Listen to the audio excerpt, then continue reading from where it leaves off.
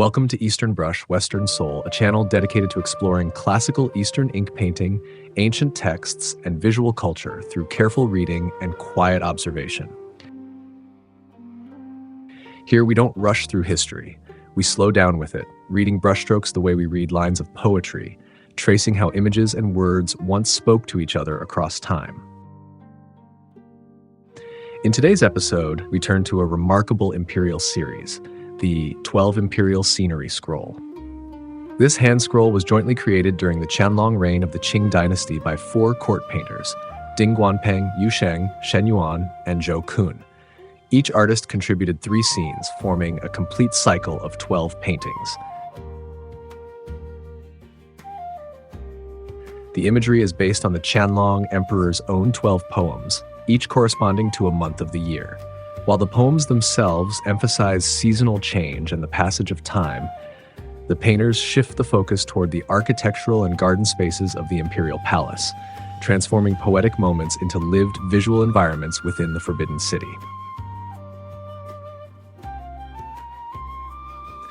The concept of the 12 lu originally refers to a traditional system of musical pitch, but over time it also became associated with the 12 months of the lunar calendar, linking sound, time, and seasonal order.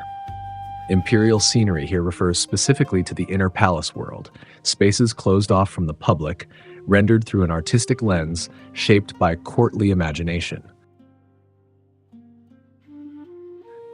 What makes this series especially fascinating is this subtle shift from poetic time to spatial experience. The verses suggest rhythm and season, while the paintings anchor those rhythms in tangible palace scenes, courtyards, halls, gardens, and ritual spaces.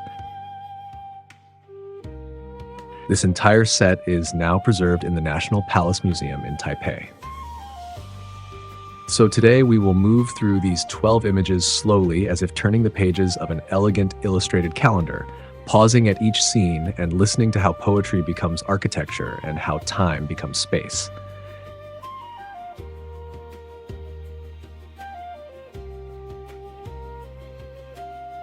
Twelve Imperial Scenery Scroll. First month to 12th month. We now turn to a remarkable imperial series known as the 12 Imperial Scenery Scroll, a cycle of 12 paintings created by court artists of the Qing Dynasty, each corresponding to 1 month of the lunar year. What makes this set unique is not only its collaboration among 4 painters, Guanpeng, Sheng, Shen Yuan, and Zhou Kun, but also its close dialogue with the Qianlong Emperor's own poetry. Each painting translates seasonal verse into the visual world of the Forbidden City and its imperial gardens. Let us begin as the year itself begins.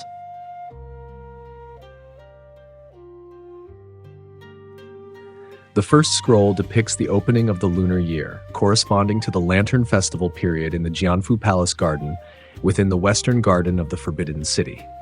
At the center stands the Yanchun Pavilion, a square structure crowned with a glazed ceramic roof finial, surrounded by a carefully ordered ensemble of pavilions: Jingzhen Studio, Jian Tower, Huifeng Pavilion, and Jingyi Pavilion.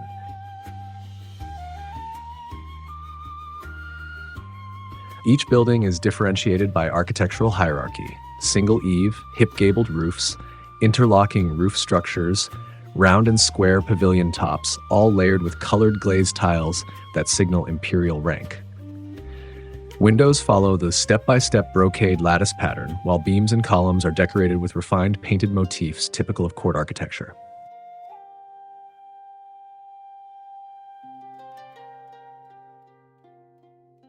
On the first day of the first month, especially the 7th day in some palace customs, the gardens are illuminated with lanterns, transforming the quiet palace into a ceremonial world of light and celebration.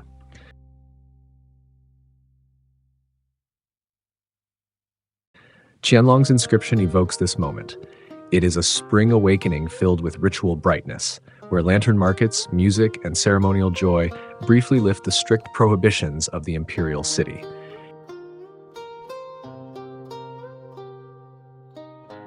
Here, time is not just seasonal, it is ceremonial.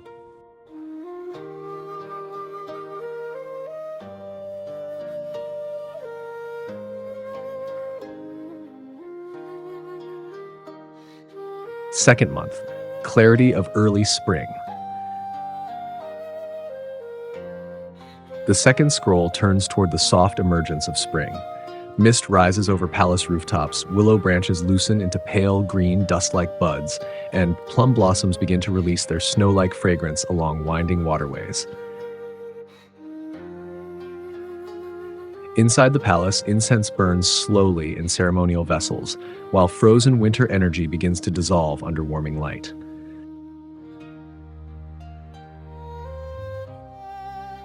Qianlong's poem reflects both nature and governance.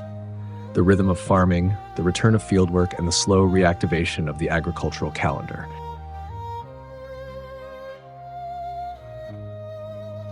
Spring here is not only natural, it is administrative time returning to motion.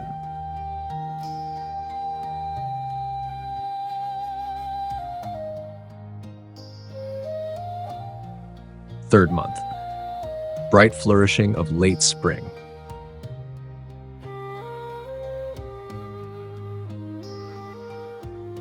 This scene shifts away from the palace core into a more secluded garden world, likely associated with the eastern island of the Yuanmingyuan lakeside complex. At the front stands a pavilion once called Peony Terrace, later renamed Luoyue Kai Yun, a symbolic site linked to the young Qianlong's early encounter with Emperor Kangxi.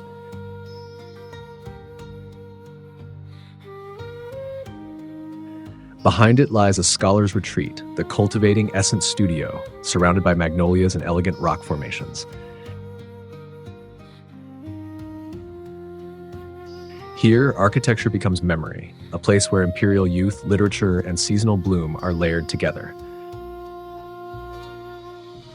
Qianlong's verse meditates on stillness, birds nesting, waterfowl drifting, clouds passing without attachment. Spring reaches its most contemplative form here.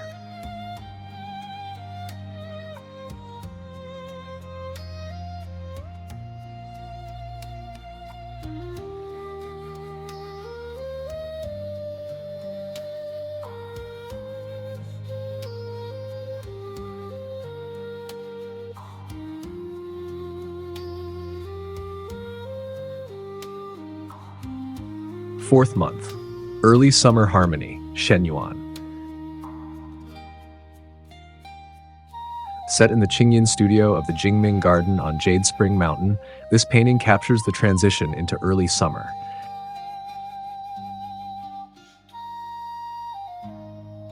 Peonies and seasonal flowers bloom densely, while rain-washed mountains appear softened and distant. Streams rush through stone channels, their sound becoming part of the garden's music.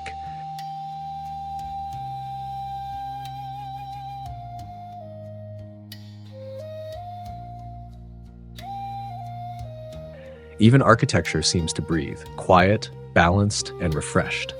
Qianlong's verse describes this as a moment of calm elegance where the world feels suspended between movement and stillness.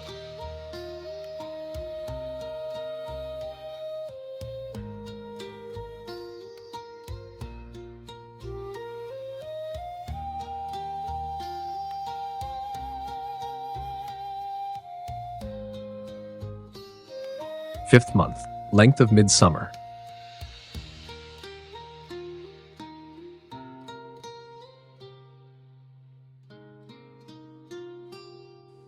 The fifth scroll opens onto a vast southern waterscape, likely within the southern pond areas of the imperial garden system.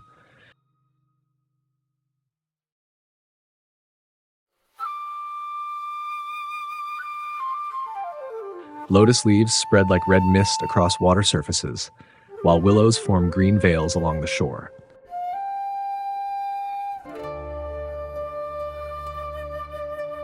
Boats drift slowly through the heat haze, and birds call across the water channels.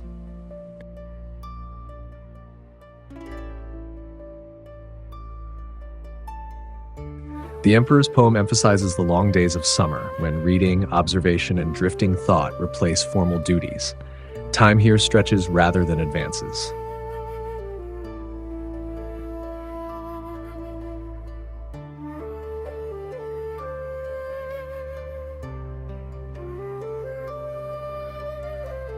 Sixth month, peak of summer resonance.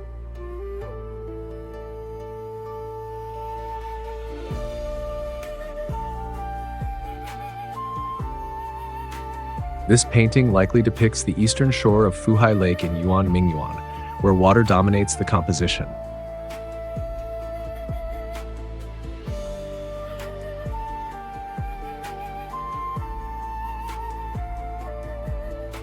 A boat floats on calm evening waters. The sky and lake merge into a single reflective plane.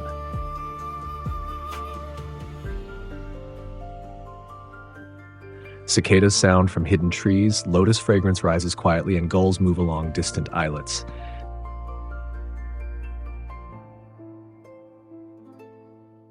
Qianlong's verse captures a rare suspension of time, a moment where it is no longer clear whether the sky is reflecting the water or the water the sky.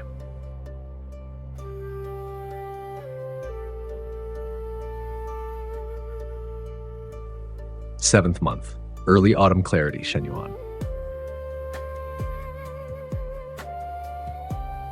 Autumn begins not with abundance, but with awareness.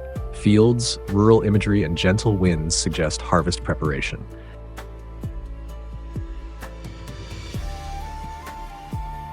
Clouds loosen, colors soften, and the world becomes slightly more transparent.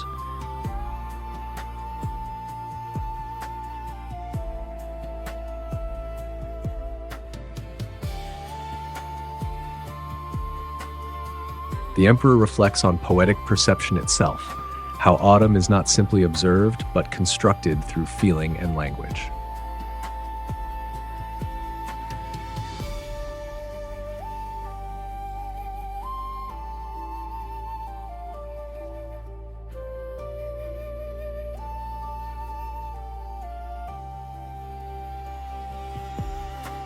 Eighth month, autumn fullness.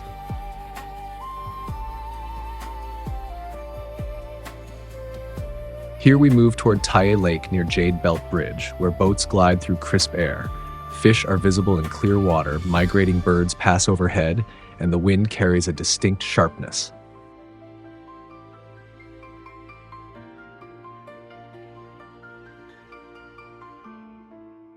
Qianlong's verse compares this clarity to classical simplicity, where nature itself becomes a kind of philosophy.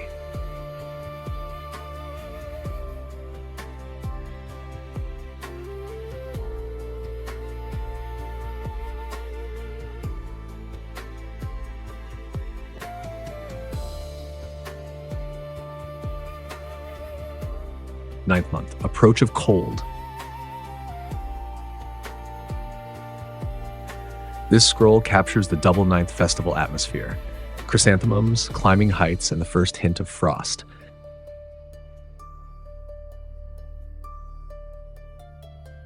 Leaves begin to turn red, yet warmth still lingers in the air.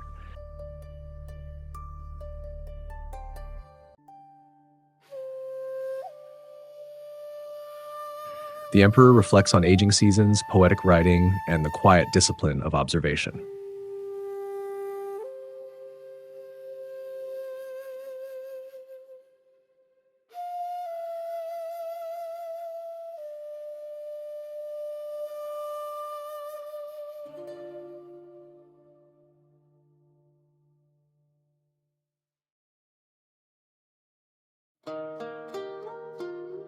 Tenth month, harmonizing winter rhythm.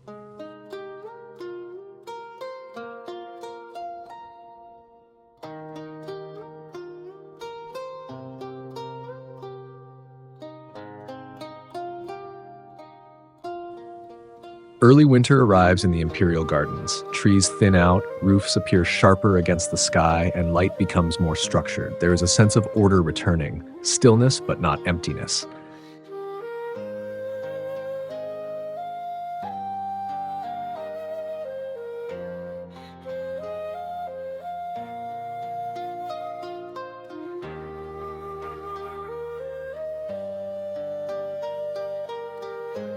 The seasonal cycle is now closing inward.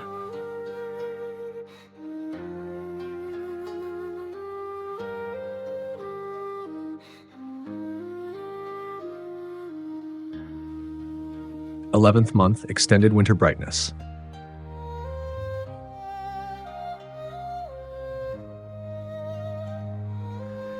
Inside palace halls, ink, books, and quiet scholarly space dominate. Snow light reflects through latticed windows. Plum blossoms begin to hint at renewal even in coldness.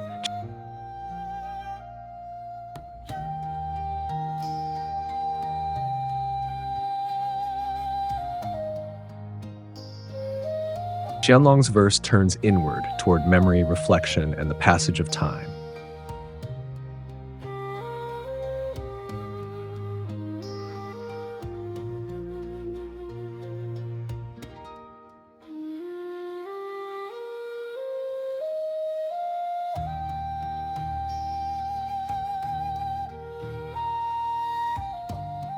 Twelfth month, return of celestial cycle.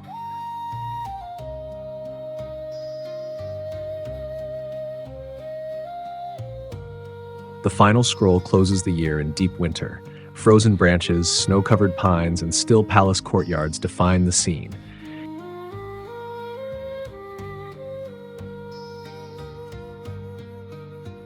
Yet even in coldness, there is anticipation, the return of yang energy, the turning of the cycle.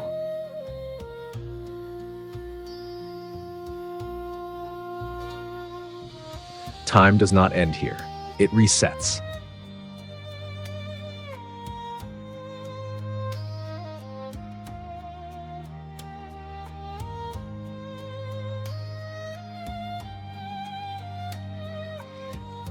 Seen together, these 12 scrolls function like an imperial calendar, not only marking months, but transforming time into space and poetry into architecture. So now let us move through them slowly, one by one, as if turning the pages of a painted calendar preserved within the inner world of the Forbidden City.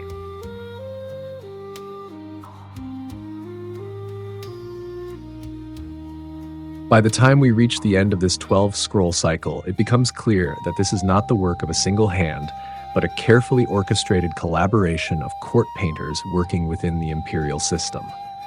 Each scene carries its own rhythm, yet together they form a unified visual calendar of the Qing court, where poetry, architecture, and seasonal time are woven into a single pictorial language. Before we close, it is worth briefly turning to the painters themselves, the hands behind these layered worlds. Guanpeng. Guanpeng was originally from Shuntan, present-day Beijing.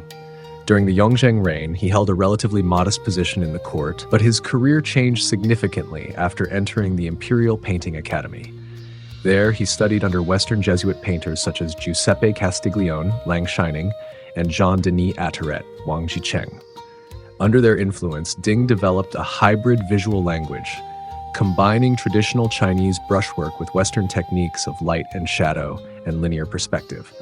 By the Qianlong period, he had been promoted to a senior court painter, often entrusted with collaborative imperial commissions depicting ritual and seasonal themes. Zhou Kun, courtesy name Tianqi, came from Changshu in Jiangsu province. He was born into an artistic family. Both his father and uncle were painters, so his training began within a lineage of inherited brush practice. Zhou Kun was skilled in landscape, figure painting, and especially plum blossom compositions. During the Qianlong reign, he served in the Imperial Painting Academy, contributing to numerous court projects that required refined seasonal and natural imagery. Sheng, courtesy name Zhengsan, was also from Changshu, Jiangsu. He studied under the influential painter Jiang Tingxi and worked alongside artists such as Tang Dai and Zhou Kun in the inner court. Sheng specialized in flowers, birds, insects, and delicate feathered subjects. His palette was known for its brightness and decorative richness, often enhanced through techniques influenced by Western painting introduced at court. Shen Yuan served as a court painter during the transition from the Yongzheng to the Qianlong reign. He originally worked as a pattern designer for the imperial workshops, creating visual drafts and design templates for court use. In the first year of the Qianlong reign, he was formally transferred into the Imperial Painting Academy. Shen Yuan excelled in figure painting and architectural compositions, often responsible for structuring complex pictorial scenes within larger collaborative works.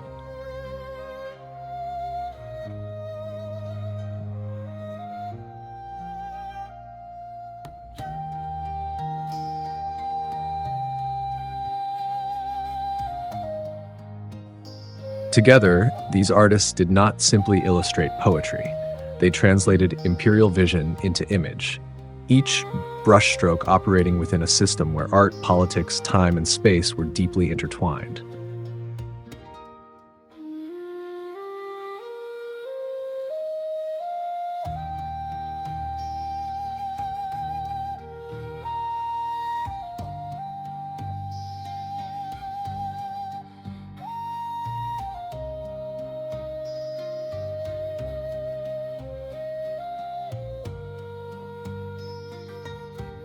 If you've enjoyed this journey through the 12 Imperial Scenery Scroll, thank you for watching. This is Eastern Brush, Western Soul, a space where we slow down with classical ink painting and ancient texts, reading images as carefully as we read words.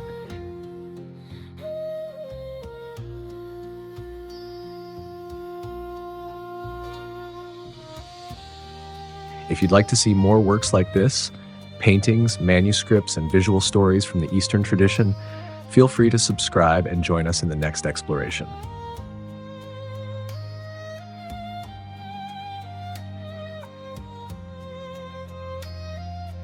Until then, thank you for being here, and we'll see you in the next episode.